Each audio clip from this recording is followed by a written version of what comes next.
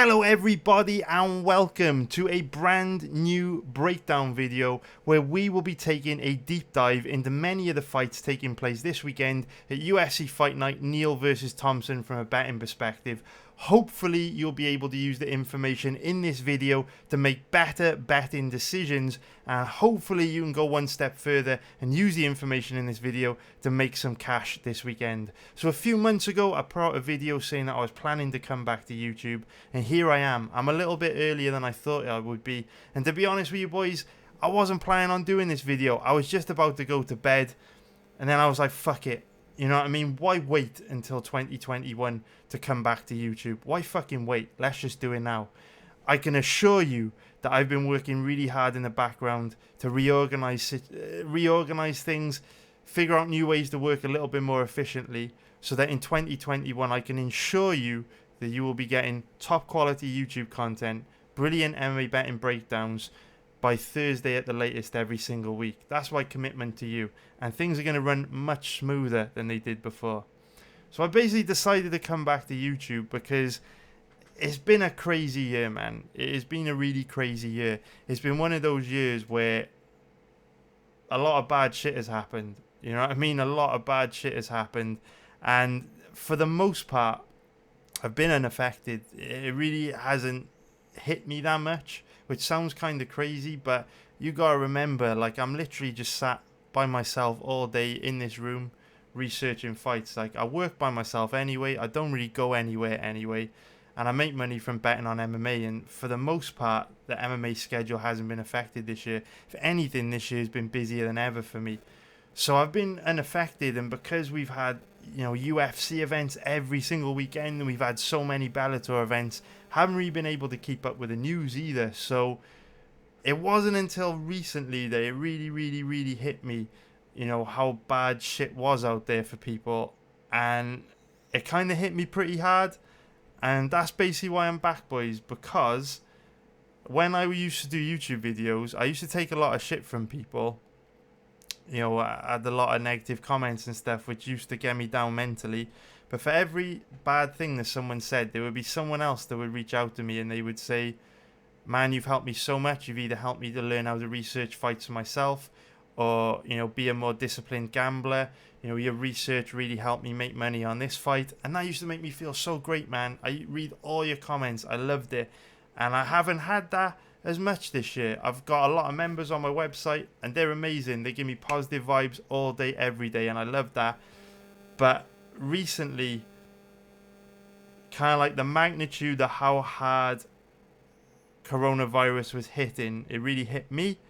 And then I was kind of like, it's very much a dick move on my part to stop doing content on YouTube when it helps a lot of people. Like, right now people need help more than ever, and even if I can't help them make money, at least I can maybe entertain them and take their mind off bad shit that's going on in their life for like an hour. So it's a real dick move for me to not do that. So I'm back on YouTube now, boys, and I ain't fucking going anywhere. I'm here, and like I said, I've restructured, reorganized my workflow to make sure that I can be there by Wednesday, Thursday every week, breaking these cards down for you. We're going to do it, boys. I'm fucking crazy motivated for 2021 like you haven't believed. I'm going to smash the fucking bookies in a way that is, like, I'm going to just do big things. I'm telling you right now, boys, 2021, I'm not playing games. I'm really not playing games. So, main reason why I decided to come back, man, this week I live in a small part of the UK called Wales. And 2 weeks ago, my dog basically got seriously ill. He's 9 years old. You've probably seen him featuring like YouTube videos in the past. I know I've put him in thumbnails and stuff. And you know, like 2 weeks ago, my dog had a real serious health issue, man, where he could have died. And he'd already had this health issue in the past, so even though he was insured, we'd already used all our insurance money up on a previous surgery to correct this problem, which then came back. So, as you guys know that have got pets and have insured them, recurring health issues are not insured under pet insurance. So, a couple of weeks ago, my dog had this life-threatening issue, and it basically cost us a lot of money to correct.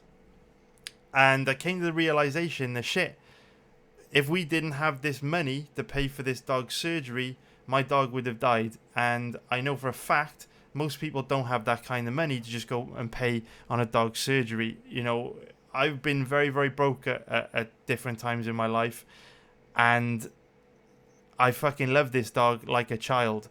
So the fact that I might be in a situation where I might not be able to help this dog is terrifying to me. And I know that there's probably a lot of other people out there that are in this situation, and that hurt me. That hit me hard in the chest. And then this week, something else hit me really hard in the chest. I live in a small part of the UK called Wales, and they've gone into a strict ass lockdown this week, man. A really strict lockdown where shops are closing after Christmas. Right now, bars, pubs, restaurants, gyms are closing. They're literally shutting down my entire country right now because of coronavirus. For God knows how many times this has happened. This happened multiple times this year. And I genuinely don't know how people are surviving out there, man. This is fucking brutal. This is absolutely brutal. People's businesses are being destroyed. Their livelihoods being destroyed. And it's fucked up. And it's getting me, man. It's getting me. Like, it's starting to get me down a little bit. I've been in a little bit of a bubble this past year where I haven't been too impacted by any of this stuff. But then when my dog fell ill, I was like, shit, if I didn't have the money to pay for this surgery, my dog would be screwed. And most people haven't got the money right now because coronavirus is ruining their lives.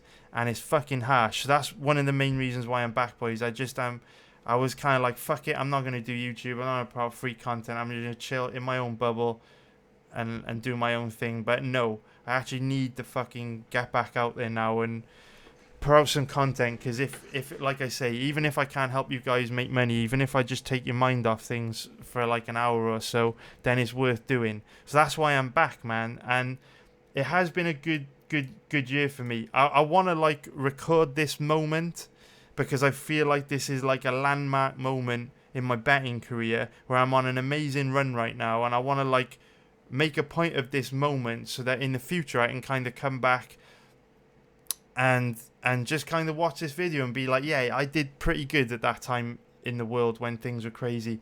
You know, I honestly believe that this year, 2020, has been the hardest ever year to bet on MMA.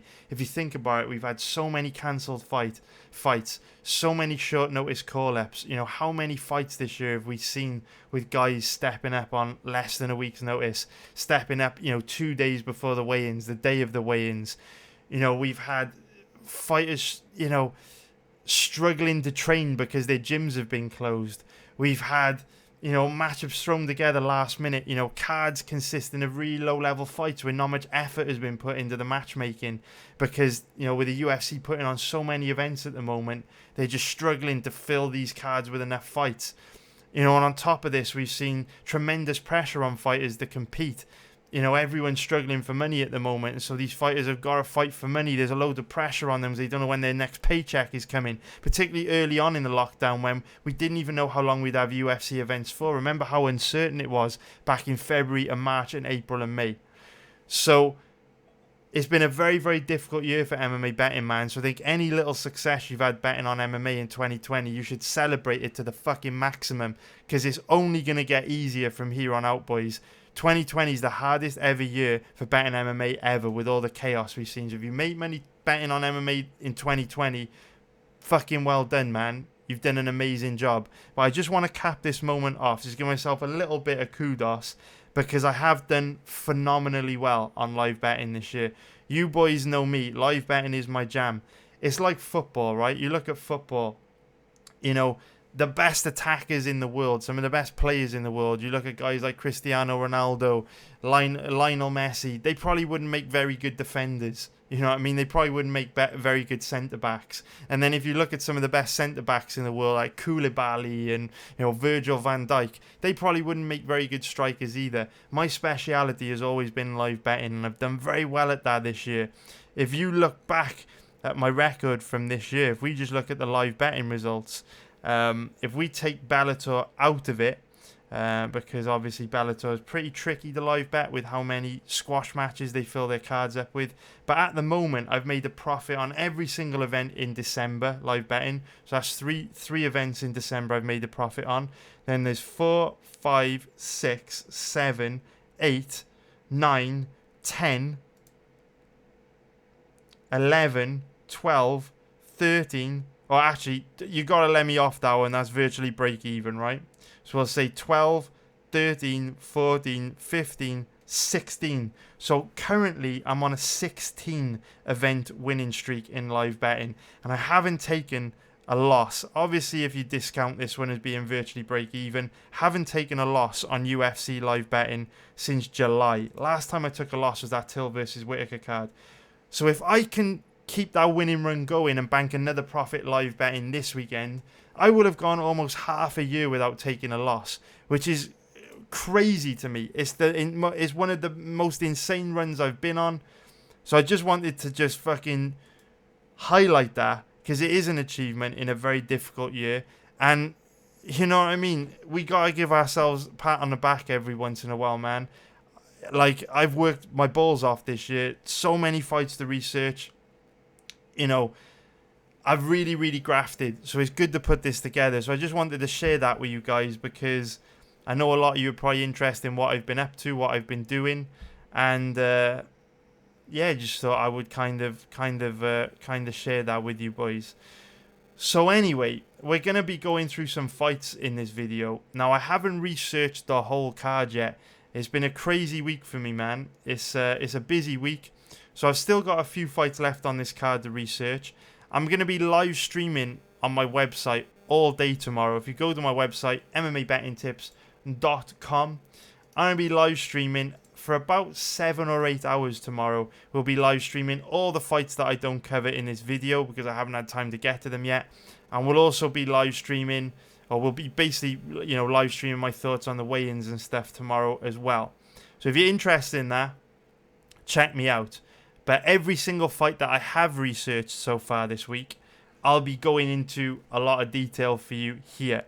So let's kick things off, man. Let's start off by talking about the fight between Jimmy Flick and Cody Durden. So this is an interesting one because both Durden and Flick are primarily grapplers, but they're two grapplers with very different styles. Jimmy Flick has got a heavily Brazilian Jiu-Jitsu influenced style of grappling, whereas Cody Durden has a very wrestling heavy style of grappling. And based on past performances, it's kind of difficult to work out which of these styles is going to come out on top. So if we take a look at the current odds on this one, currently got Jimmy Flick around about odds of 1.67, something like that. If we take a look, so 1.67, which is minus 149 for an implied probability of 60%. And then if we look at the odds on Cody Durden, he's currently around about 2.30, which is going to be plus 130 for an implied probability of 43%. So in the eyes of the bookies, this one's roughly 60-40 in favour of Jimmy Flick, which I gotta be honest, I am a little bit surprised at. If I was personally capping this fight, I'd have the odds the other way round. I'd have Cody Durden as the slight favourite for the reasons that I'm going to explain to you right now. Before we go any further, boys, I'm back on fucking YouTube. If you like that, what are you doing, man? Hit the fucking like button. Hit the like button, boys. Hit the like button for me. I tell you what, if this video gets 300 likes, I will do a live stream, old school live stream style, Saturday night before the event starts. We'll do a live stream where I go through all the fights taking place this weekend and we try and dig up a decent value prop bet for every single fight. Hit the like button right now, boys. 300 likes and we'll get into it. We'll do a live stream a couple hours before the event where we talk through all these fights and you guys can ask me questions about any of these fights. You know, maybe some of the fights that I haven't had time to cover in this video. Hit the like button, boys. 300 likes. And if you haven't, please subscribe because I am fucking back, boys. I'm bringing you videos for every single UFC card this year. I can't fucking wait. First week of January, big boy cards. Cater versus fucking Holloway. We've got McGregor versus Poirier. Amazing cards. It's going to be a big January. But anyway, let's get back to this fight. So Jimmy Flick, predominantly Brazilian Jiu-Jitsu based style of grappling. Cody Durden, predominantly wrestling-based style of grappling. So, based on past performances, it's difficult to predict which one of these styles is going to come out on top. But when you look at Jimmy Flick, even though he's very tricky on the ground, he doesn't have the best offensive wrestling. He really struggles to take his opponents down, which means because Cody Durden is a strong wrestler, he may be able to use his wrestling in reverse to keep this fight standing. Now, based on past performances, I'm finding it difficult to gauge who's going to have an advantage if this fight stays standing. What I can tell you is Jimmy Flick's a little bit sloppy standing. He's very scrappy, he's very aggressive, he throws a high volume of strikes, but he's not particularly technical. And Cody Durden's kind of like your hard-nosed wrestle boxer. Doesn't have too much power in his hands, not particularly technical, but I will say that, you know, if the fight stays standing, I don't see any massive advantage for either guy. But if Cody Durden's really worried about going to the ground with Flick because of how tricky Flick's BJJ is, Durden's wrestling certainly looks at a good enough level to be able to neutralise Flick's offensive wrestling, keep the fight standing, and then from there, who knows what happens. But the main reason why I lean more towards Durden in this fight is because ultimately he is a strong wrestler, and he does have a decent level of Brazilian Jiu-Jitsu, which means with Durden's, you know, wrestling and with him being more physically imposing than Flick, he has the skills to dictate where this fight takes place. He can take Flick down and get into top position. You know, he has the potential to be able to control Flick on the ground and use his BJJ to neutralize Flick's BJJ and just rack up control time and obviously score points through taking Flick down and holding him down. So I'm not going to be betting this fight personally, but I know a lot of you guys love to go dog hunting. I know you love to chase those good value underdog bets, and I do think Durden is one of the better value underdog bets on this card, just because I think Flick may struggle to take him down, and even if he does get him down, he might not actually have an advantage there, and if it stays standing, it could go either way.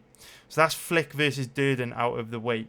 So now let's get on to the next fight, and I've actually got notes for all the fights that I'm going to be covering in the rest of this video. Didn't write any notes for Durden versus Flick, but the rest of these breakdowns should be a lot tighter. So let's get into the next one. We're going to look at Tafon and Nchukwi against Jamie Pickett. So both these boys are making their UFC debut, and they're both absolutely huge for the middleweight division. Jamie Pickett, 32 years old, 6'2" with an 80-inch reach. That wingspan is absolutely massive for a middleweight. You'd see smaller wingspans than that in the heavyweight division. It's a huge wingspan. And Tafon and Nchukwi, pretty good wingspan as well. 6'4". He's 6 foot tall with a 77-inch reach. He's also 26 years old. What I would say is both these guys are pretty young. Pickett's only 32 years old, and Nchukwi's only 26 years old. So both guys should be improving from fight to fight. But with Nchukwi only being 26 years old, he's at the stage in his career where he's going to be an absolute sponge. He's going to be absorbing tons of information in the gym, which is going to help him to improve. So when it comes to Tafon and Nchukwi, we could see him make exponential improvements from fight to fight. Whereas with Pickett being a little bit older at 32, you're not likely to see as big improvements from him. I'm not saying he won't improve, but I would expect every time we see a guy like Nchukwi that already has a solid base to work from to look a hell of a lot better. And on top of that, he's only had 4 pro fights. So again, still inexperienced, he's a sponge, he's just going to be making massive step-ups. So a couple more X factors to consider in this one. The first one is going to be that this is Tafon and Nchukwi's first fight at middleweight, and a big shout out to, I can't remember which one of my VIP members let me know this. It was either Spizma or it was Brett Landfeld.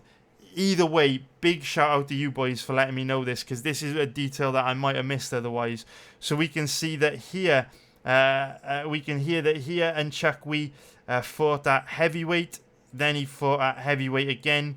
Then he fought at a catch weight at 225 pounds there. And then on the contender series, he fought at light heavyweight. So this will be his first fight at middleweight. And he's also, like I say, a really big boy. You know, he's very big, very athletic, very physically imposing, very muscular. So probably be a tough cut for him, his first cut down to middleweight. So if you are thinking of checking Nchukwi into your parlays, you might want to think about waiting for the weigh-ins to see, you know, how he looks at the weigh-ins before deciding to go for him. If we take a look at the odds on this fight, which I've completely forgot about, Nchukwi is a big favourite at the moment. He's currently around about an average of 1.31, which is minus 323 for an implied probability of 76%. So Nchukwi getting big respect in his UFC debut. We can compare that to Jamie Pickett, who is currently around about an average of, call it 3.60, which is going to be plus 260 for an implied probability of 28%. So, you know, Nchukwi's a big favourite here. As I talk about how these two guys match up from a stylistic point of view, I'll just leave a little video of Jamie Pickett playing in the background. Pickett is the guy in the blue gloves, and this is his fight against Khaos Williams from September 2019. So this fight is just over a year old, and he's in the blue gloves, so you can kind of keep an eye on Pickett here. So those are kind of X factors out the way. Both guys are huge. Pickett will have a slight size advantage, but nothing major. And they're both making their UFC debuts. This is also Nchukwi's first fight at middleweight. So how these guys match up from a stylistic point of view? Well, as we said, there's not that much footage available on Nchukwi, so we can't really form a strong opinion on this fight. But what I would say is he looks pretty decent from what I've seen already. He's got a very traditional kickboxing style. What you'll see from Nchukwi is he likes to walk his opponent down and stay behind the high boxing guard. He waits for his opponent to open up from behind the high boxing guard, and when they open up, he looks to fire back with counters. He's pretty technical, he's pretty accurate. He doesn't throw many kicks. To be fair, he doesn't throw much apart from punches, but I do think he might have a base in like traditional Muay Thai, because when openings to land vicious knees and elbows do present themselves, he definitely takes those openings, which leads me to believe that Nchukwi probably has a lot more combat sports experience than he has shown, you know, in his MMA career, because he's only 4-0. So Nchukwi, very much predominantly kickboxing style of fighting. There's not a ton of footage available on him, so we don't know anything about his takedown offense and ground game. There was a little bit of grappling in his fight against William Knight, but nothing major. He did show flashes of good takedown defense, but it's completely inconclusive just because there's not enough footage available on Nchukwi. So how does that match up with Jamie Pickett? Well, Jamie Pickett, big shout out to Spizma, who let us know that Jamie Pickett basically was a junior college wrestler with John Jones. Now, if you go and watch a lot of footage on Jamie Pickett, he doesn't use his wrestling that much, but when he does, he has a very nice deep double leg takedown entry. His offensive wrestling is very, very good. His top control doesn't seem great, but because we don't know anything about Nchukwi's takedown offense and ground game, we don't know how effective Pickett's wrestling will be if he decides to come into this fight with a grappling heavy game plan. It's really difficult to say. And there you see he shoots a nice deep double leg there, ties up the left leg of his opponent, turns the corner, completes the takedown right into half guard. You see a little bit of the offensive wrestling from Jamie Pickett there. Jamie Pickett's offensive wrestling is very, very good. And we don't know how much of a problem that's going to cause in Nchukwi, because like I say, there's not enough footage available. But if we can just, you know, assume that this fight is going to stay standing, I would say that Nchukwi's got a decent advantage standing. Like I say, he's very technical, very accurate, and very good defensively. What you notice about Jamie Pickett is that when he throws shots, he doesn't really move his head that much, and he kind of flails his arms around, which is a bit of a problem, because if a guy like Pickett is kind of flailing his arms and throwing these wide punches, as he comes forward and attacks someone like Nchukwi, they're going to be behind the high boxing guard, and as Pickett's shots basically land wide on the arms and the gloves of Nchukwi's going to be able to counter right down the middle and catch him with pretty hard shots. So in terms of boxing, I would definitely say Nchukwi's got a big advantage here. It also helps that, like I say, Pickett doesn't move his head that much. So with Nchukwi being very accurate, he's going to know exactly where his target is when he wants to open up and land on Pickett. So, I mean, that's pretty much it. I would also say that Pickett does fight with his hands low, which is a bit of an issue because, again, Nchukwi hits hard. He's very powerful. He's very strong. He's very athletic. He's very accurate. So, yeah, if this fight stays standing, it could be trouble for Pickett. However, these odds are a little bit wide because we don't know anything about Nchukwi's takedown offense and ground game. So, we don't know if Pickett's going to be able to have much success with his grappling. So I would definitely pass on this one. Would not be betting either of these two fighters. You definitely don't want to be betting on Pickett, because if Nchukwi can keep the fight standing, Pickett's going to be in big trouble. But you definitely don't want to be taking Nchukwi as a big favourite, because if Pickett comes into this fight with a grappling heavy game plan and Nchukwi's takedown defence and ground game is at a low level, Nchukwi might be absolutely screwed. So that's that one out the way, boys. Let's move on to the next fight, which we're going to cover, which is going to be Taylor Santos against Gillian Robertson. Now, a lot of the fighters on this card are floating around even money odds, and this fight is exactly the same. We can see that both Robertson and Taylor Santos around about even money. So if we say both girls floating around 1.91, that's minus 110 for an implied probability of 52%. The bookies roughly see this fight as 50-50. So I'm really conflicted on this fight, actually. And before I started researching this fight, I did think the Santos could be one of the best bets on this card. I really felt like, based on her performance against Molly McCann, she possessed a lot of skills which could cause Gillian Robertson a big problem. After researching this fight, I still feel the same, but there was one huge red flag in her fight against Mara Pereira, which has me concerned about Santos, which is really annoying, because I heavily leaned towards Taylor Santos before I researched this fight, and I wanted to bet her. And now, based on what I've seen in her fight against Mara Romero Barella, it's going to be very difficult for me to bet her. So how do these girls match up? So when I talk about women's MMA, a massive factor which determines the outcome of a lot of women's MMA fights is physicality. You know, if you look at female MMA fighters, some of them are very slight, some of them are very feminine, and some of them are very physically imposing. You know, one of the best examples we can think of is Valentina Shevchenko. Very strong, very physically imposing, and when she gets into the octagon, she just ragdolls these girls. Physicality is such a huge deal for female MMA fighters, and Taylor Santos looks very physically imposing. She's big, she's strong, she's muscular, she fights long. She's way more physically imposing than Gillian Robertson, that relies much more on technique. Robertson is very feminine, very slight, doesn't have much physicality to her grappling. I think that could really get her into trouble against Taylor Santos. If we look at the tape and any X factors on this one, we can see that Robertson is only 25 years old. So again, you know, like we said with Nchukwi, she's going to be making huge improvements from fight to fight. And the same goes for Santos. She's only 27. So every time we see these girls, we should see a better version of them. But Santos does have a decent size advantage here. Robertson's 5'5" with a 63-inch reach. Santos is 5'6" with a 68-inch reach.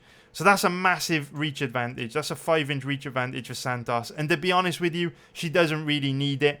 If this fight stays standing, Santos' advantages standing is so huge, she's going to absolutely dominate. If this fight stays standing, there's no way Gillian Robertson wins. Robertson has to get this fight to the ground or she's completely screwed. Santos' advantages are massive. She's a very good kickboxer, very strong in the clinch.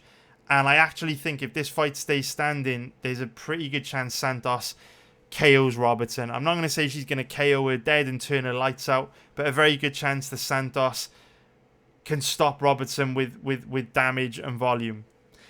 So we've really got to talk about what the probability is that Robertson can get this fight to the ground. And if you're asking me, you know, if you're asking me for the probability that Robertson can get this fight to the ground, my answer is it really depends on what version of Taylor Santos shows up. You know, we spoke about how physicality can have a big impact on the outcome of women's MMA fights. And a big issue with betting MMA is that sometimes fighters just don't show up and perform, right? Sometimes they have a bad night. Sometimes you spend tons of time researching a fighter. You think you have a perception of how they're going to show up and perform on fight night. And then when they go out and fight, you get a completely different version. They look nothing like they've ever looked like before. consistency is a big issue, and we're going to be talking about consistency later on when we go through the Jose Aldo versus Marlon Vera fight. Consistency is a killer, man. And for that reason, it's difficult to work out what Robertson's chances are of getting this fight to the ground, because based on the Molly McCann fight, based on Santos versus Molly McCann, I don't think Robertson's going to have a very good shot of getting this fight to the ground. Molly McCann's got very nice reactive double leg takedowns, and there were several times in this Taylor Santos fight where McCann got in very deep on the legs of Santos, much deeper than Robertson could get in on the legs of Santos, and Santos just shut the takedown down, no problem, shrugged it off, kept the fight standing easily. Now, this is where, to the naked eye, you might call shenanigans on me. You know, you might be watching this video and you might say, what the fuck are you talking about, Allsop? Gillian Robertson's a much stronger grappler than Molly McCann, so why are you telling me that Robertson won't be able to get the fight to the ground if she's a better grappler than Molly McCann? Like, surely she has a better chance of getting the fight to the ground than Molly McCann. Why are you telling me she can't? Well, the devil is in the detail here. Molly McCann shoots really nice reactive double leg takedowns where she gets in very deep on the hips of her opponent. I completely agree with you. McCann is nowhere near the level of Robertson on the ground, but she is better at getting her opponents to the ground just because of that one technique that she has, that reactive double leg. She covers distance very quickly and she shoots in very deep. It's hard to shut it down. Robertson doesn't have that in her skill set. Robertson's methods to get fights to the ground are deep single leg entries, body lock takedowns, and like cheeky little trips in the clinch. Unfortunately, there's not that much footage available on Santos' takedown defense to know how she's going to be able to deal with the single leg takedown entries of Robertson, which happens to be Robertson's primary way of getting fights to the ground. And we haven't seen a ton of Santos' takedown defense in the clinch either. It looked good against McCann, it looked bad against Pereira.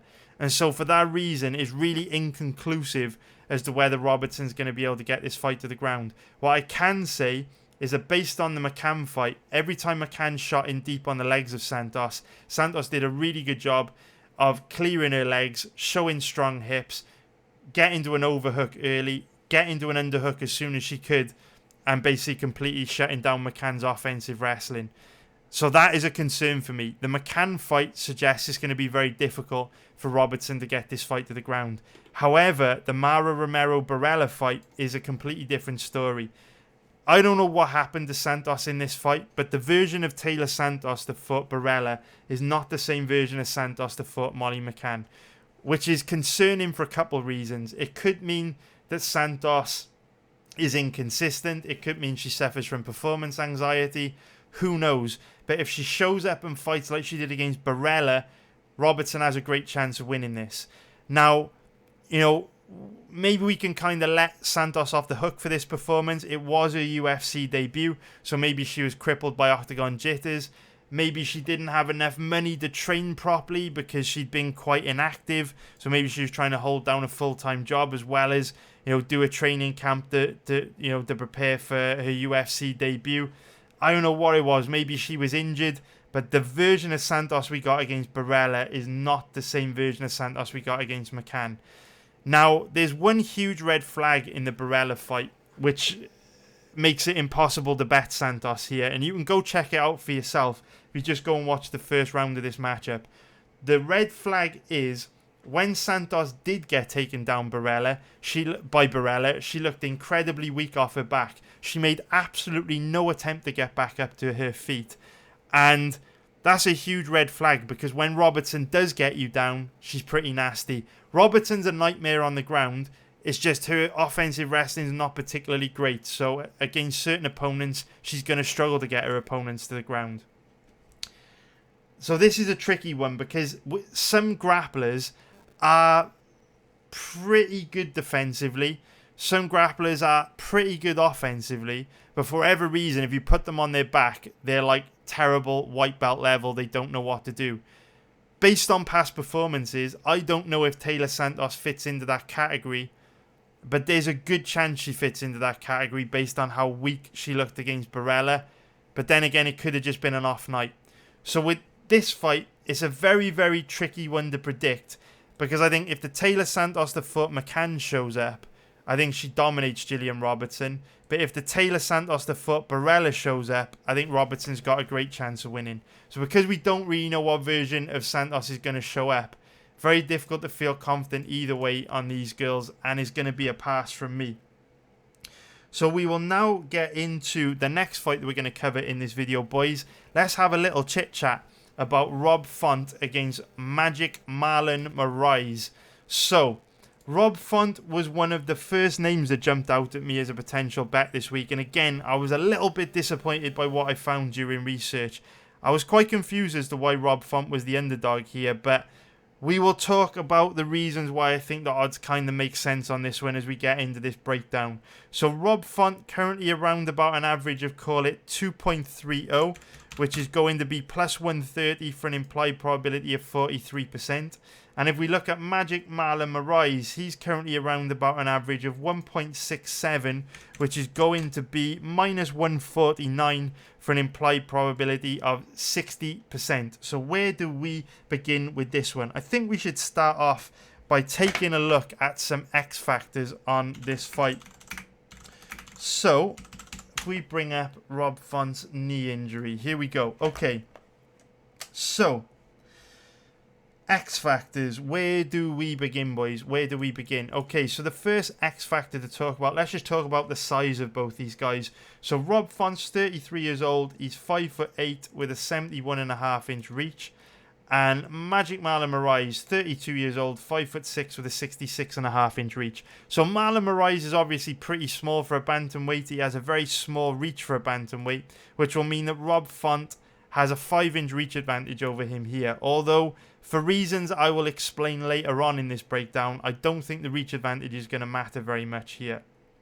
The other X factors to take into consideration is that this is going to be Marlon Moraes' first fight back after a KO loss against Corey Sandhagen. Now, it's always dangerous to bet on fighters in their first fight back after a bad KO loss, because if you suffer a really bad KO, it can take you a long time to get over it. You know, you can have cognitive issues, headaches, it can do things to, the chemicals in your brain, you can suffer from long-term performance anxiety.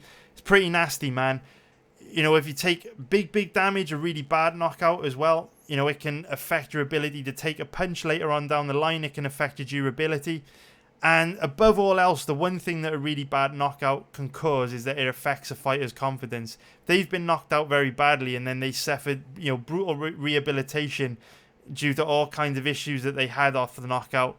That can really affect their performance going forward because they don't want to open up as much. They don't want to be as aggressive as they used to be for fear of being knocked out again and then having to go through that grueling rehabilitation process again. So you need to be very careful whenever you bet a fighter in their first fight back from a knockout loss, because we don't know how they're going to bounce back. And quite often when you see a fighter bounce back in their first, or quite often when you watch a fighter in their first fight back after suffering a really bad KO, they're a lot more gun shy than they used to be. They lack a little bit of confidence. It takes them a while to get that confidence back. What I would say is that this wasn't a particularly bad KO. If you go back and watch it, you can see that it arguably could have been described as a little bit of an early stoppage as well. Sandhagen catches Marlon Moraes with a wheel kick that he doesn't see coming. It stuns him, but he's not out at any point. He's not even hurt that badly. By the time he hits the ground, he's already aware of what happened and he's trying to recover. And then Sandhagen kind of jumps on top of him to finish him off with ground and pound, and the ref just jumps in and stops the fight. Little bit of an early stoppage. Probably wouldn't have changed the outcome anyway, but it wasn't a bad knockout. You know, Moraes' lights weren't shut out. Didn't take too much damage. It was kind of like a flash knockdown, and there's a pretty good chance Moraes would have fought through it had the referee not stepped in and stopped the fight. So I wouldn't be too worried about that X factor. However, Rob Font does have a little bit of an X factor that we need to consider, because in his last fight against Ricky Simone, he tore his ACL in the second round. We can see here, plenty of content online where Rob Font is basically talking about having issues with his meniscuses and also tearing his ACL in that Ricky Simone fight. So that means that Rob Font has been out for about a year now. So he's coming back after a year layoff. Quite a bit of ring rest for our boy, or it could be some ring rest for Rob Font. So we've got to take that into consideration. It's also worth noting that he hasn't really been that active. There was another long layoff before his fight against Ricky Simone. So he's only had like one fight in the last 2 years, which isn't great. Obviously, you need to stay busy, you need to stay active to keep improving, to stay sharp. And Rob Font hasn't. So ring rust could be an issue for him this weekend. So how do we think about this fight from a technical point of view? Well, when it comes to grappling, both guys can definitely handle themselves on the ground.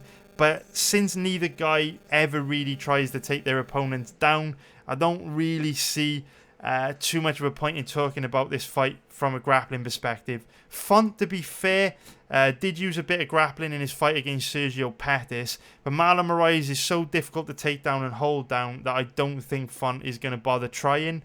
And Marlon Moraes, when he exerts a lot of energy, he does tend to start to slow down as the fight goes on. So I wouldn't expect Marlon Moraes to come into this fight with a grappling heavy game plan, because he's not going to want to burn a lot of energy trying to take Font down and hold him down.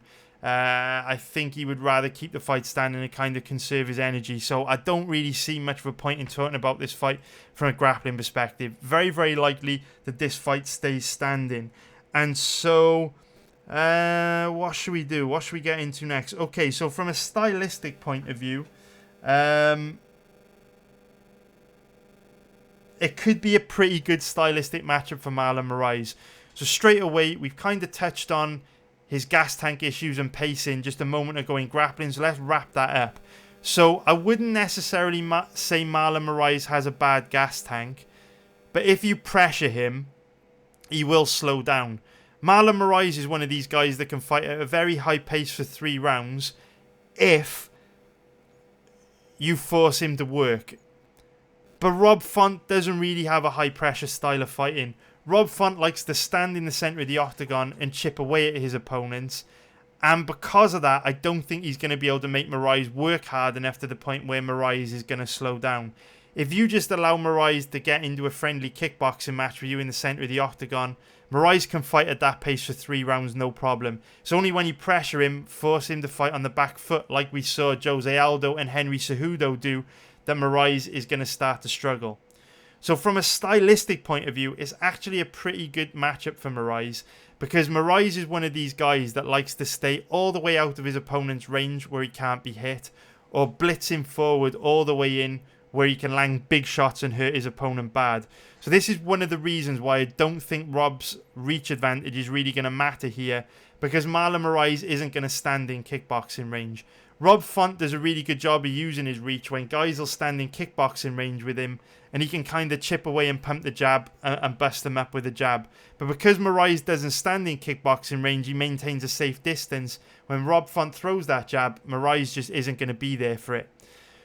One big weapon that Moraes has, which he can use against Rob Font, is his leg kicks. If you go back and watch Marlon Moraes' fight against Henry Cejudo, you can see Moraes has devastating leg kicks. This is very significant because Rob Font has a traditional boxing style, stands very heavy on the lead leg.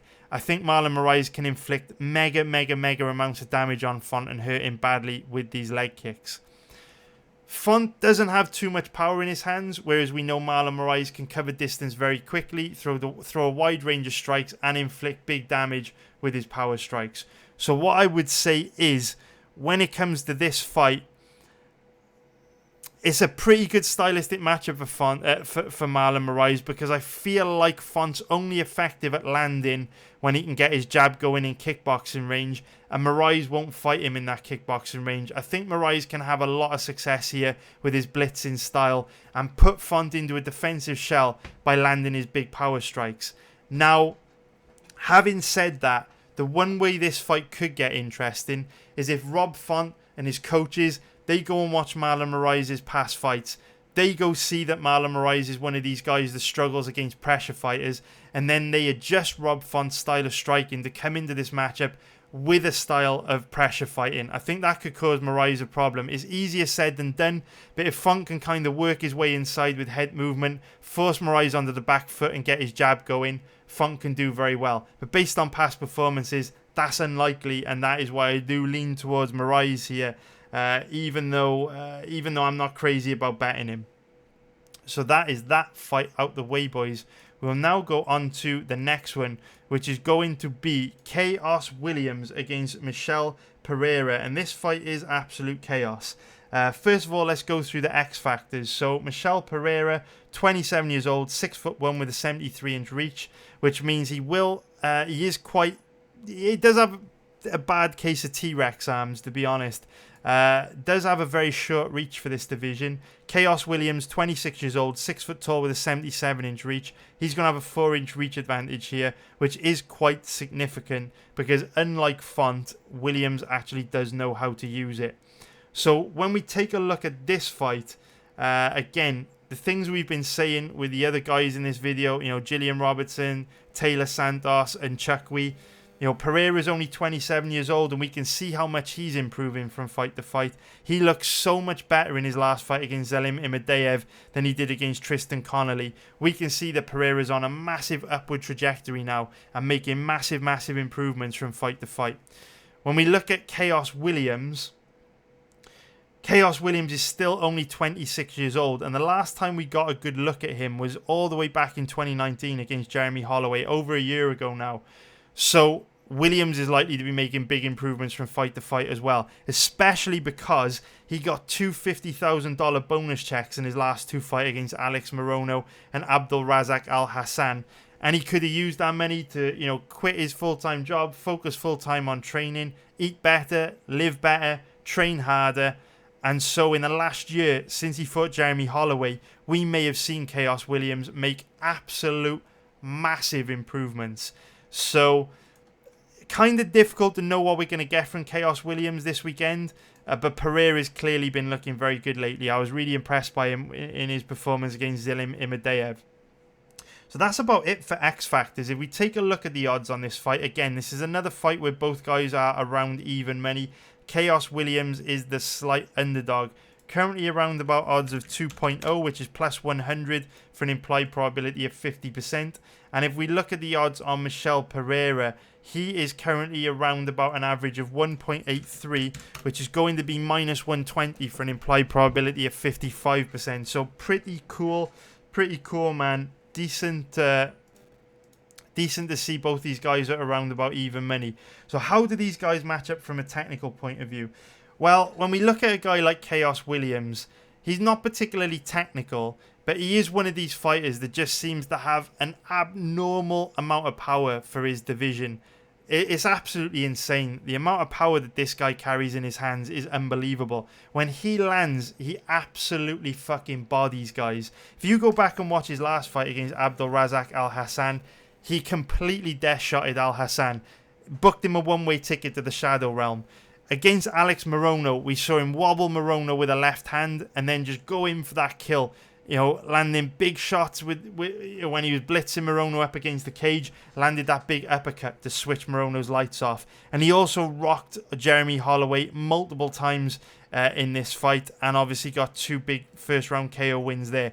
This is a guy with major power in all of his limbs. When he digs in and lands heavy leg kicks, you can see it really gets his opponent's attention and it hurts them. This is a guy with major power, and it's very dangerous to bet against guys like this because he also has the killer instinct.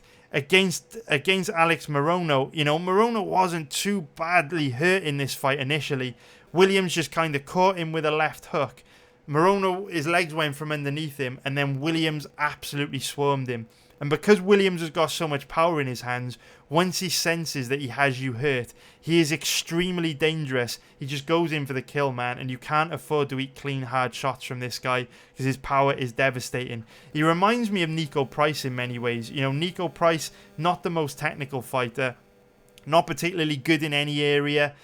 He's quite sloppy, quite bad defensively. I would say the same things tend to apply to Khaos Williams. But Niko Price is the same sort of guy where when Niko Price lands on you, doesn't matter what it is, if it's a fucking jab, if it's a leg kick, it doesn't matter what Niko Price lands. You can see in the eyes of his opponent that he hurts them. And it's like they get caught out by how much power he can deliver his strikes with. And you definitely see that from Khaos Williams, which makes him a very dangerous opponent for anyone, man, because on his day, he carries the power to hurt everyone in the division. So when we take a look at Michel Pereira, obviously Pereira appears to have improved his pacing, his gas tank, and his fight IQ a lot since he lost to Tristan Connolly. You know, against Tristan Connolly, we saw him come out in round 1, loads of capoeira, loads of backflips. He fucked around loads. He messed about, burnt himself out in round 1, gassed, and ended up losing the fight. We've seen much more disciplined performances from him against Imadeev and Sanchez. His gas tank has held up well. He's fought much smarter, and he's looked great. He really has looked great. I do have concerns with Pereira in this fight, though, because he doesn't react well to pressure. So what you'll find is Pereira is very elusive, very technical, very difficult to hit when the fight is in kickboxing range and he's controlling the range in which the fight takes place. What you'll notice about Pereira is as soon as you come forward and force him to fight on the back foot, his striking defense is nowhere near as good, and it becomes way easier to land on him. Now, Khaos Williams isn't a pressure fighter, but Williams does blitz his opponents from time to time. And also, Williams does swarm his opponents when he hurts them. So say, for example, Pereira's kind of messing about and he gets caught with a big shot. Pereira becomes even more hittable when he kind of tries to retreat and circle away. And that's where Williams goes in for the kill. And those are the positions where I think Pereira can get himself into a lot of trouble. I really do worry for Pereira here because he fights with his hands low. He throws a lot of spinning attacks. He throws a lot of, flying knees, jumping attacks, Superman punches, running off the cage. And Khaos Williams trusts in his power. When you go back and watch Khaos Williams' fights, he's not afraid to bet on his chin and his power against your chin and your power. And you will see him sit down hard on his shots and fire back with big counters.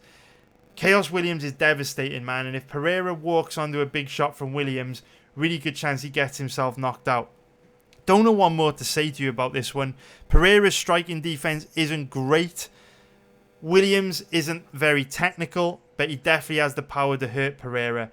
I honestly don't have a strong lean on this one. I could see it going either way, and I think the odds are dead accurate. I know that this is a fight that a lot of you watching this feel very strongly about. I've been talking to my members, about this fight this week in the live stream research session for this fight. A lot of people were leaning Pereira before we researched this matchup, and then almost everyone watching the live stream research session flipped and started to favour Williams. So let me know, boys, in the comments below, who do you favour in this matchup? And if you do favour Pereira or Williams, let me know if you've done your research. You just wiki capping this one? You just kind of working from memory? Or have you done your homework on this one? Because going into researching this fight, I also did lean towards Pereira, but after doing research, I kind of slightly lean a little bit towards Williams now, but not with any amount of confidence. So let me know in the comments below, boys, what you think about this one. And again, if you're liking this video, if you want me to do that live stream this weekend, that Q&A live stream this Saturday, boys, you know what to do. Hit the like button below. This video gets 300 likes. We'll do that prop bet Q&A live stream on Saturday, just like old times, man. And I'll be back hard with these videos in 2021. All right, boys, let's get into the co-main event of the evening. Jose Aldo against Marlon Vera. So let's start off by taking a look at the odds on this one. It's a very interesting fight. So Jose Aldo currently the favourite at about 1.67, which is minus 149 for an implied probability of 60%. And if we take a look at the odds on Marlon Vera, he's currently around about an average of 2.30, which is going to be plus 130 for an implied probability of 43%. So Aldo, the slight favourite. So where do we get into this one? Should we start off by talking about the X factors on this fight? Well, of course, the main X factor we've got to talk about. Actually, let's just go through the tail of the tape. So Vera, 28 years old. Again, like we said 100 times in this video, he's going to be improving from fight to fight. He's 5'8" with a 70-inch reach. A little bit taller than Aldo, but both guys roughly around about the same size. Now, Aldo's only 34 years old, but he does have tons of miles on the clock. He has 35 pro fights, And not only that, but he's also spent a ton of time in the octagon. You know, tons of decisions, gone 5 rounds there. Lots of 5-round decisions throughout his career. And Aldo has taken a lot of damage. You know, he has been in a lot of wars. And you have to question if that's starting to catch up with him. He also took a lot of damage in the 5th round against Peter Yan. And remember when we were talking about Marlon Moraes as not taking too much damage against Sandhagen? It wasn't really a bad knockdown. That's likely not to have too big of an impact on his performance this weekend against Rob Font. I'm not sure we can say the same thing about Jose Aldo, because he fought Peter Yan back in July and he took a massive amount of damage. I mean, we can all remember Dana White in the post-fight press conference saying the fight should have been stopped earlier. So we don't know how much all the damage Aldo took in that 5th round, you know, is going to have an impact on his performance this weekend. You know, we've seen Aldo in many wars in the past and bounce back. He is a very durable guy. But at the end of the day, fighters are like batteries. You know, they're not rechargeable batteries. They've got a certain amount of charge. And every single fight they have, that charge goes down a little bit until eventually one day that battery's on empty. And that fighter is just... that fighter's just not the fighter they were, man. They don't have the same charge that they used to. That is the way I would describe fighters. They're like batteries. They have a shelf life, a certain amount of charge. And the more damage they take in a fight...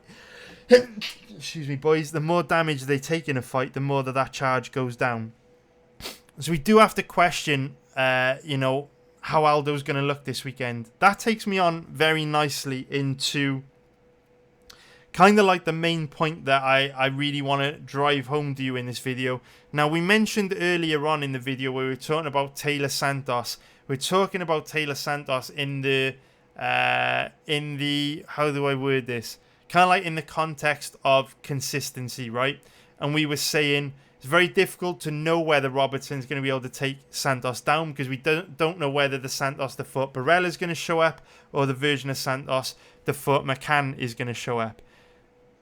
That very much applies to this fight as well, because I think if the version of Jose Aldo that showed up and fought Peter Yan, if the version of Aldo that fought Peter Yan shows up, I think Aldo is going to absolutely dominate Marlon Vera. The version of Jose Aldo that fought Peter Yan looked phenomenal. Bear in mind that the fight against Marlon Vera this weekend is a 3-round fight. Jose Aldo looked excellent in the first 3 rounds against Peter Yan. It was only in the 4th and 5th when he started to slow down that he really started to struggle. If that was a 3-round fight, Aldo may have got that decision and beaten Yan. Tricky how you score the first, tricky how you score the 3rd. The 2nd round was a big round for Aldo. But that version of Aldo against Yan looked very good. The version of Aldo that fought Marlon Moraes, not so good. Very gun-shy, didn't really pull the trigger. Kind of just stalked Moraes, followed him around the octagon for 3 rounds, but there wasn't much output. And obviously he looked super gun-shy against Volkanovski. Big bad off night for Aldo. Coming into this fight, it was his first fight back after having a serious blood infection. I don't know if that had an impact on his performance, but Aldo's performance against Volkanovski, one of the worst of his career. Very gun-shy, very passive, super tentative, didn't let his hands go, and he just looked very, very bad. So that's what makes this one tricky. So what I'm going to do now, you know, I am a firm believer in that, you know, a fighter's only as good as their last fight. Fighters are on a continual journey of self-improvement until they get to the later stage in their career, which Aldo might be in, and then they start to decline. The best fight to give us the strongest indication of how Jose Aldo is going to look this weekend is going to be the Peter Yan fight, because it was the most recent fight. What I would say is that with how different Aldo looked against Moraes and Volkanovski to how he looked against Yan, I would be concerned that perhaps the reason why Aldo looked so good against Yan was because it was a title fight, and perhaps because it was a title fight, Aldo trained harder than he has done over the last few years and came into the Peter Yan fight super motivated. After losing to Yan, will he now come into this fight against Vera lacking motivation and looking more like he did against Moraes and Volkanovski, because he's kind of got post-title shot blues, where he realises he's got another huge mountain to climb to get back into a title shot contention, and he's just demotivated from the loss to Yan. That's what I would be worried about here. But I am going to talk to you about this fight in the context of that Yan fight, because it was his last fight, and so that gives us the best representation of the version of Aldo that we might get this weekend. So why does the version of Aldo that fought Yan pose Vera so much of a problem? It mainly comes down to the fact that Vera has got a very kicks-based style of striking, whereas Aldo is the total package. You know, earlier on, I was researching the fight between Marlon Vera and several of his recent opponents. You know, on my website, we were live streaming research for this fight on my website earlier on, and we were watching about 15 minutes worth of footage on Vera before he landed a clean hard punch on his opponent. If you go back and watch any of Vera's fights, you can see that all his striking is kicks based. Leg kicks, body kicks, head kicks, but he doesn't let his hands go that much. That's a huge problem against a guy like Aldo that's got devastating body kicks, devastating head kicks, incredible leg kicks, brilliant boxing. You know, Aldo's a very, very complete striker, whereas Vera's a much more one-dimensional striker. He's really only got those kicks, and I don't see those kicks causing Aldo a problem, because you know what they say, the best counter to a kick is a punch in the face, because when you're throwing a kick, you're off balance. If your opponent can see that kick coming and time it, they can land a counter punch on you when you're off balance, and Aldo is very, very good at reading his opponent and then countering them when they start to open up. So Aldo will have a huge advantage when it comes to boxing in this fight. What I would also say is that over the last few years, I would say in maybe this range of fights here, we really saw Jose Aldo abandon his leg kicks. Leg kicks were one of the things that made Aldo so great. He built a career off leg kicks. But for whatever reason, between sort of like 2015 and 2019, he just didn't throw as many of them as he has done in the past. But then against Peter Yan, he went right back to the skill set that got him to the dance. And he threw a lot of leg kicks against Peter Yan. And he hurt Peter Yan very bad. If you go back and watch the first couple of rounds of this fight, he swept the legs from underneath Yan, he buckled his legs a few times, and he hurt Yan very, very bad with leg kicks, to the point where Yan was forced to switch stances on a couple of occasions. That's significant here, because Vera's not particularly good at reading his opponent, so he's not going to see the leg kicks of Aldo coming, because Aldo disguises them very well. And on top of that, Vera's got kind of like a long, lean, skinny, not much weight to his legs, and so if Aldo starts chopping down those skinny legs, he could really, really hurt Marlon Vera very, very bad. So, you know, against Peter Yan, Aldo came out the gate hard, aggressive, through a high volume of strikes. His boxing looked great. He used more leg kicks than we've seen from him in a long time, and he caused Yan big problems. That version of Aldo is an absolute nightmare for Vera, and that version of Aldo probably dominates Marlon Vera. But one thing that Marlon Vera does have going for him here is that he's tough as nails, he's game as fuck, and he has the heart of a lion. One thing with Marlon Vera is that you know he will always show up and fight to his full potential. The only time Marlon Vera's ever kind of not shown up was against John Lineker. But that fight was all the way back in 2017, 3 years ago now. Back then, Vera only would have been 25 years old. John Lineker's a scary opponent to go up against, so we can forgive Vera for having an off night. Since that Lineker performance, we've seen Vera fight many times, and he always comes in very aggressive and looking to push a decent pace and break his opponents.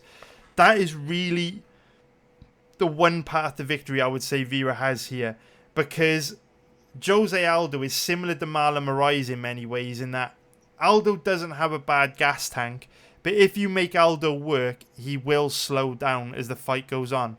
And when Aldo starts to slow down, he becomes easier to hit and his output drops, which gives Vera more opportunities to win this fight. Now, a problem with Vera's past performances is that Vera is a very slow starter. Vera usually doesn't do very much in the first half of a fight. Vera usually takes the first half of the fight to find his range, and then he pours it on in the second half of the fight. He can't afford to do that against Aldo. If Vera starts slow here against Aldo, he'll be down 2 rounds before he knows it, and then it'll be too late for him to win, because Aldo's still got a good chin, he's still tough as nails, and Vera's not going to be able to finish him in round 3 unless he gets Aldo very tired first. If Vera starts slow and allows Aldo to pace himself in rounds 1 or 2, Aldo's going to win this fight. But, like we were saying earlier on with Rob Font, where if Font has done his homework on Marlon Moraes, and he comes in with a pressure style of fighting, he can cause Moraes big problems. I would say the same thing about Marlon Vera here. You know, if Marlon Vera and his coaches sit down and they look at it and they say, you know, we can't afford to start slow like we usually do, because if we do, Aldo's easily going to put those first 2 rounds in the bank. We need to come out the gate hard, make this guy work hard early so that he slows down later on in the fight when we could take over. If Vera and his coaches come in with that game plan, I think Vera can have tons of success here. Based on past performances, it's unlikely, but you never know. What I would say about Vera is he's got the gas tank to fight at a super high pace for 3 rounds. Vera never gets tired. And like I say, he's super aggressive, has the heart of a lion. So I don't know why he starts so slow. He just does. And for the wiki cappers out there who might be saying, you know, how can you say Vera's a slow starter? You know, he's got a first round finish there, a first round finish there. He finished Nolan Hernandez quite quickly. All I would say is just go watch his last 4 fights and you'll see Vera does start pretty slow. Just for any of the wiki cappers that might, you know, be like, I don't understand how you can say Vera is a slow starter when he's got some early finishes. So anyway, boys, I know this is another fight that people are super interested in. Are you betting this fight? You know, do you think I'm right? Do you think I'm wrong? What have you found in your research? Have I missed any points out? Let me know in the comments below. I read all your comments. Let me know what you think about this one, boys. So now we get into the main event. Stephen Thompson against Jeff Neal. And then we'll be done, boys. We'll be done with this YouTube video. So okay, let's get into it. So Jeff Neal versus Stephen Wonderboy Thompson. So there are some X factors to consider in this matchup. So we'll start off with one X factor, which is some health problems that Jeff Neal has been having lately. So let's just let me just find some information on Jeff Neal's health problem.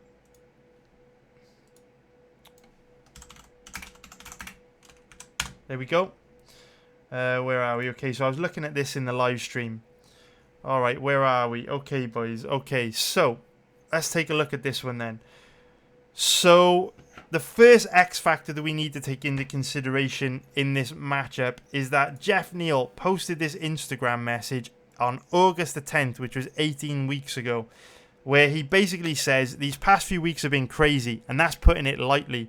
It's really hard to try to find an eloquent way to say, I almost died. So screw it, I almost died. This really put a lot of things into perspective for me. Never did I ever think I would be hooked up to a dialysis machine before my 30s. Everything was going well for me. I was training every day. I was making money at work. I just signed a new contract for a huge fight, and then boom, life hit me with a check hook. I'm just glad to be home after having to spend 1 week in the intensive care unit. Stay healthy out there, y'all, and listen to your body at all times. So that is a pretty interesting Instagram post because there's a few things to unpack. So the first thing that I would pick out there is where Jeff Neal says that it's been a difficult few weeks. So it does indicate it does indicate that you know, this wasn't kind of an issue where he fell sick, you know, went into hospital, recovered quickly, and then he was back to 100%. It does sound like Jeff Neal has battled through, you know, some pretty significant, you know, issues with this septic shock infection. On top of that, he also says, listen to your body at all times, which suggests that, you know, maybe he's been struggling with some health issues for a while, pushing himself too hard in training. You know, who knows what led to this? Who knows what caused it? But it does sound that this wasn't just like an isolated incident where, you know, Jeff Neal got sick, went into hospital, recovered, and then, you know, he was fine. Now, I don't know a lot about sepsis or septic shock, but on this website, on the CDC website, it does say that there can be some long-term effects of sepsis. Now, we obviously know Geoff Neal is an athletic beast. He's young, he's in his athletic prime, he's in great shape. So I'm sure that he can shake off a lot of these long-term side effects. But realistically, we don't really know, what impact this septic shock incident is going to have on Geoff Neal's performance long-term. So we don't really know what to expect from him this weekend. So some of the side effects: insomnia and difficulty getting to or staying asleep. This is obviously a big issue because fighters need their sleep for rest and recovery. So if Geoff Neal isn't, sleeping properly, it could affect his ability to train effectively. He might be low on energy all the time if he's not getting good quality sleep. And on top of that, maybe if he doesn't have a good night's sleep before this Stephen Thompson fight, something as small as that could lead to him underperforming on Saturday night. Nightmares, hallucinations, panic attacks, all the same sort of stuff we just mentioned. Disabling muscle and joint pains, which is obviously a big problem for an MMA fighter. A decreased mental cognitive function. This is obviously a big issue. We often talk about how fight IQ has an impact on a fighter's performance. We often talk about how important game plans and strategy are. If Geoff Neal is suffering from cognitive issues, he might not be able to stick to a game plan, or a strategy. He might lose discipline in the fight and make a mistake. He might make bad decisions in fights in the heat of the moment because he can't think straight. This is an issue. Loss of self-esteem and self-belief is a huge issue. We were talking earlier on about how getting knocked out can have a huge negative impact on a fighter's confidence. Fighters need confidence. Momentum is the most powerful force in the universe. So if Geoff Neal's lacking self-esteem, self-belief, he's not feeling confident coming into this matchup, that could have a huge impact on his performance against Stephen Thompson. Organ dysfunction, lung problems, kidney failure. Obviously, that's bad for a whole range of reasons, which are pretty self-explanatory. And then limb amputation, which we know, fortunately, hasn't happened. Thank God Geoff Neal turned out to be okay. But, whenever you go on dialysis, that's a pretty serious health issue. So the fact that Geoff Neal was on dialysis because his kidneys weren't functioning, that's a pretty big issue. So that's the first X factor that we need to cover off here. The second X factor, we will actually go through the tail of the tape and the odds first. So Geoff Neal, 30 years old, 5'11" with a 75-inch reach. Stephen Thompson, 37 years old, 6 foot tall with a 75-inch reach. So both guys are around about the same age, but around about the same size. But obviously there's a big difference in their age. So Geoffrey Neal is only 30 years old, which again should mean he's making big improvements from fight to fight. Whereas Stephen Thompson's 37 years old. So that 7-year age gap is pretty big. Statistically, a fighter has around a 60% chance of winning when they're 7 years younger than their opponent. So straight away, if we look at the odds, Geoff Neal currently around about a 1.83 favourite, which is minus 120 for an implied probability of 55%. If we know that fighters that are 7 years younger than their opponent win on average 60% of the time, straight away there's a tiny little bit of value on Geoff Neal there. Compared to the odds on Stephen Thompson, he's currently around about an average of 2.0, which is plus 100 for an implied probability of 50%. So bookies have got this fight roughly at around about even money. But I would say one huge X factor to take into consideration in this matchup is Thompson's age. So he's 37 years old. He's at the tail end of his career. There's not many 37-year-olds competing at the top of the welterweight division for a reason. There's not many 37-year-olds competing at the top of the lighter weight class divisions for a reason. 37's starting to get old now for Wonderboy, and he should be starting to decline significantly from fight to fight. He's had over 20 pro fights now, and on top of that, he's had around 60 pro kickboxing fights, and God knows how many fights he had, as a child while he was learning sport karate. He might have had thousands of fights. I know kids wear head guards and stuff when they're younger, but you can still take tons of head trauma when you're a kid, even wearing head guards, that can affect your durability later on in your career.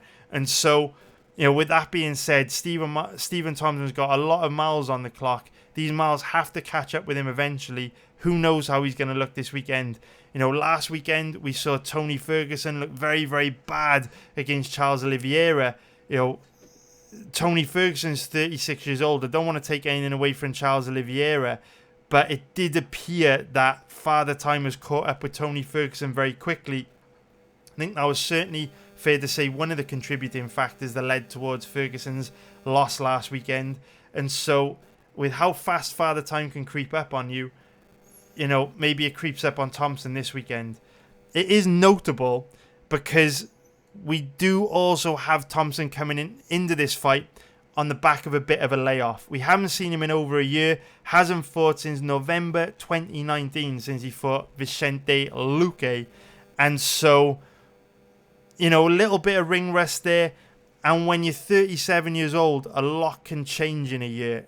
For all we know, Thompson's athletic performance could have declined a lot in the last, 12, 13 months since we last saw him against Vicente Luque.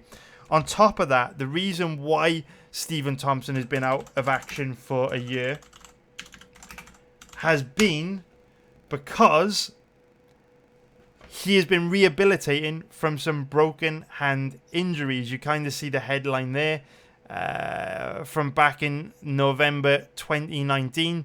And basically, Thompson broke both his hands against Vicente Luque, which is a really huge issue because you guys know when you break your hand, you create a weakness in the bone in the hand, and then it becomes way easier to break your hand, in future fights. They become way more susceptible to breaking, which is a huge issue. I mean, if you go back and watch the Vicente Luque fight, Stephen Thompson threw a really high volume of punches. You never would have known that he'd broken his hands, so clearly he's tough enough to fight through it. However, you don't know the extent of the damage he's taken to those hands. You don't know how easily they're going to break again, in future fights. And you don't know how much those broken hands, if they do break again, may impact his performance. So that's a huge red flag as well. Stephen Thompson's a really, really tough guy. But, if he breaks both his hands early on in this Jeff Neal fight, I mean, it's a 25-minute fight. Who knows how that's going to impact his performance? It's a big red flag. So, this is one of those fights where, when we look at it from a technical point of view, many of you are watching this are probably feeling exactly how I felt this before I researched this fight. Stephen Thompson to me is one of these guys that has been cheating Father Time, because he's one of these fighters that very much relies on speed, reflexes, and movement. And we know that these are, three of the things that are the first to go when a fighter starts to get old and decline, right? The reflexes go, the speed goes, and yet Thompson looked amazing against Vicente Luque. Certainly before researching this fight, I didn't think, based on hazy memories of this Luque fight, I didn't think Thompson had shown really many signs of declining at all. He looked great against Pettis. It was a flash KO. Went the distance against a very dangerous opponent in Darren Till. He beat Jorge Masvidal. Close fights against, Woodley. To me, looked absolutely great against Vicente Luque. But this fight is why fight research is so important. Honestly, boys, jump on my website, man. We literally go deep on every single UFC fight.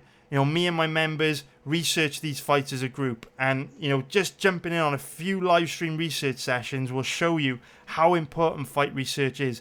Because from memory, I thought that Stephen Thompson looked absolutely amazing against Vicente Luque. And when you go and watch the fight back in the cold light of day, you realise that Thompson didn't look anywhere near as good as you probably thought he did. There were some huge red flags from Stephen Thompson in this fight, which makes me think he may struggle against Jeff Neal. So the main red flag against Vicente Luque was that, number one, Thompson didn't react well to being pressured when Luque actually came forward early in the fight and forced Stephen Thompson onto the back foot. Stephen Thompson was way easier to hit than when they were in kickboxing range. Thompson looked like a sitting duck, to be honest, when Luque was coming forward and pressuring. And on top of that, Thompson looked very hittable in boxing exchanges. For whatever reason in this fight, Stephen Thompson was a lot more reckless than he usually is. And he ended up getting dinged a good number of times from Vicente Luque. Luque caught him with a few bombs in this fight that kind of wobbled Thompson a little bit and his legs went. Thompson literally recovered in a split second. So if you weren't Hawkeye in the fight and paying close attention, you would have missed it. But Thompson looked super reckless, super hittable, and a little bit fragile in this fight. Now, we know Vicente hits very hard. You know, Luque has big power in his hands, so it's impressive that Thompson, you know, was able to go the distance with Luque. But what I would say is Luque does have a very traditional boxing style, and while he does have power in his hands, he tends to break guys down with pressure and volume, as opposed to kind of like that one-shot killer KO strike. Yes, Luque has landed the kill shot on a few past opponents, but he doesn't have that kind of one-shot flash KO kind of power that Jeff Neal does. And that's why I think this could be a very, very tricky fight for Stephen Thompson. Jeff Neal's a different kind of striker to Luque. You know, Jeff Neal's not as technical of a boxer as Luque. He doesn't throw as high volume of strikes, but he does cover distance very, very quickly, and he delivers big, big, big power, you know, with his power right hand. Jeff Neal's one of these guys that is very, very quick. They say that the shots that knock you out, the shots that knock you down, the shots that hurt you are the ones you don't see coming. That's what makes Jeff Neal so dangerous. He's very, very accurate, hits very hard, and he's very, very fast. And that concerns me a little bit for Thompson, because we saw him, you know, get flash KO'd by a Superman punch against Anthony Pettis. He just got caught cold, didn't see the shot coming. And he also got dinged multiple times against Vicente Luque. I would say Jeff Neal's more dangerous than Luque, certainly more dangerous than Pettis. So the fact that Pettis and Luque were able to hurt Thompson says to me that the probability of Neal landing some bombs on Thompson is also pretty high. This could be a very tricky fight for Thompson. So, you know, when you look at Jeff Neal's record, what's very impressive about Jeff Neal's record is that he's managed to really hurt guys bad who are very tough and have decent chins. We know Mike Perry has a great chin. He's tough as nails. He's difficult to put away. And yet Jeff Neal was able to put him away in round one. You know, we just saw Mike Perry in an absolute war with Tim Means. Despite all the issues that Mike Perry's got going on outside of the cage, Mike Perry is still tough as nails. And yet Neal was able to get him out of there in round one. In my personal opinion, Perry is definitely more durable than Thompson. So that goes to show how dangerous Neal is here. Nico Price is also tough as nails, super durable. He's an absolute warrior. And within this fight, Jeff Neal actually knocked Nico Price down twice before he actually eventually put him away with ground and pound. And against Belal Muhammad, he inflicted major damage on Belal Muhammad. I don't know if we can find a picture of Belal Muhammad late in the fight against Jeff Neal, but he suffered major damage, man. We'll just see if we can find a picture of his face here. No, kind of there, I guess, kind of there. But if you want to see what I'm talking about, go and check out the third round of the fight between Jeff Neal. This looks quite early on in the fight. Go check out the third round of the fight between Jeff Neal and Belal Muhammad. Neal was just able to inflict an immense amount of damage on Belal Muhammad, and we know how tough Belal Muhammad can be. So from my perspective, this does look like it could be a very good fight for Jeff Neal. Sorry, Neal's a southpaw. I forgot to mention that. I said he landed the big power right hand on Price and Perry. That was wrong. It's actually the power left hand from the southpaw stance. But what you do see from Neal is he's very good at betting on his power, betting on his speed, betting on his chin, against you. And as you come forward and attack him, he likes to sit down, plant his feet, fire back with that power left hand. And he's very dangerous, man. Big power in his hands. So from my perspective, Thompson's the better striker, the more technical kickboxer. He might be able to chip away at Neal and out-volume him over 3 rounds. But similar to what we were saying with Khaos Williams against Michel Pereira, the probability of Neal landing a bomb in 25 minutes on Thompson is pretty fucking high, with how easy Thompson is to hit at this stage in his career and how dangerous Neal is. And so for that reason, you've got to lean towards Neal here. I'm not going to be betting this fight just because we don't know how Neal is going to bounce back after that septic shock situation that he had. I would like to see Neal bounce back from sepsis and show us that he doesn't have any long-term health effects or long-term health issues stemming from that. But if Jeff Neal shows up and performs like he did in his last few fights, and Thompson shows up and performs like he did against Luque, I think Jeff Neal's going to do very well here. So that is pretty much for this video, boys. I really hope you liked it. It is good to be back on YouTube. I've enjoyed this.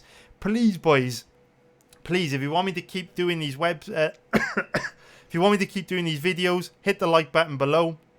Subscribe if you haven't already. Promise I don't have COVID. I promise I don't have COVID. Please, boys, show some love. Hit the subscribe button. Hit the like button. Check out my website. Come say hi. Come talk to me in the chat room if you haven't been around for a while. It'd be great to catch up with you, with some of you boys that I haven't spoken to for a while. Come hang out. And yeah, it's good to be back, boys. It's a tough year, man. Really tough year for everyone. Hopefully these videos can make your day a little bit better. I'm going to keep pumping these out throughout the whole of 2021, boys. That's pretty much it. It's good to be back. I love you all. And like I say, if I hit 300 likes on this video, I'll come back Saturday and we will do the old Q&A, and we'll do the whole prop bets live stream on Saturday night, a few hours before this event. So it's good to be back, boys. I love you. I hope you're doing good, boys. Big shout out to everyone, man. Everyone's struggling right now. Everyone worried about their jobs. Everyone having their business fucking ruined by government. You know, everyone worried about the virus.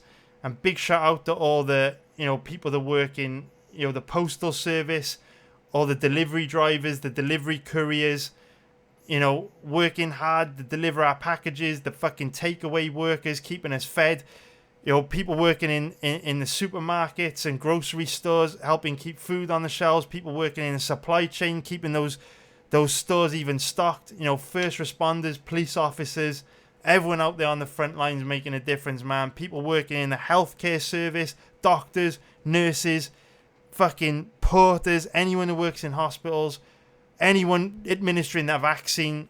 I fucking love everyone watching this video, boys. I fucking love you all, man. If you're still watching here till the end after all this rambling, I fucking love you. Thank you so much.